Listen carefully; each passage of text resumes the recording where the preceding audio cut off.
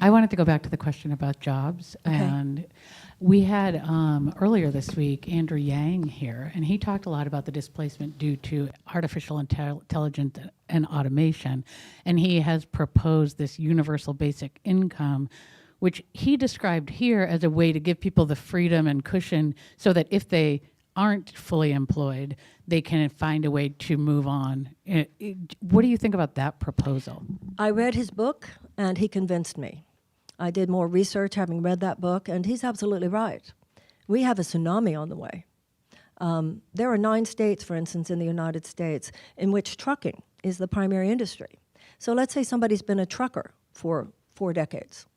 And then what happens is what, in fact, is going to happen. We're going to have driverless trucks. What is that trucker supposed to do? I mean, this is in industry after industry after industry. And the more you read up on this, the more you realize that a lot of us who might think, oh, well, my job couldn't be replaced by automation, don't kid yourself. You know, no person should live only for themselves, and no generation should live only for itself. We have such short-term thinking in pretty much everything regarding our public policy. We need to think about what's coming down the road 10, 12 years from now. That's why I agree with him about universal basic income. I'll tell you who else wanted a universal basic income, which is a fact that just blows my mind. Milton Friedman, the main articulator of trickle-down economics. He himself said, none of this will be safe without a universal basic income. The idea of a universal basic income is not something new, and I agree with Andrew. Also, I want to say something else. I have mentioned here already today that I believe that all domestic and foreign policy should be built around the core principle, what would help people thrive? Tense, anxious, stressed people are not at their best.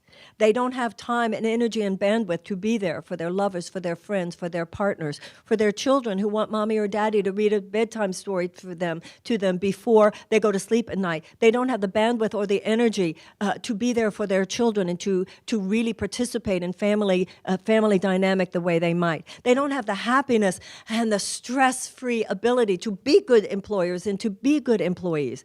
This is the genesis of societal dysfunction. This is the genesis of societal malfunction. And malfunction is what happens when dysfunction has become so badly that you're talking about self-destruction here.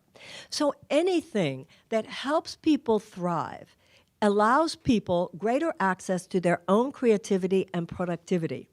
That's where money comes from. We need to throw away bad economic ideas that are holdovers from the 20th century.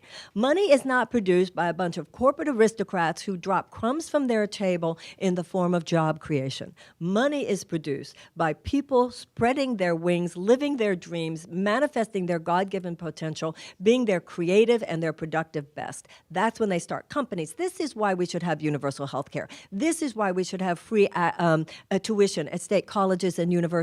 This is why we should cancel these college loans. How many of these $1.5 trillion college loan debt, how many of those hundreds of thousands of people would love nothing more than to have access to $2,500 so that they could start their website and get all they want and get going? They just want to be part of the game, and we're leaving them out. So to me, anything that helps people thrive helps create peace and helps create prosperity.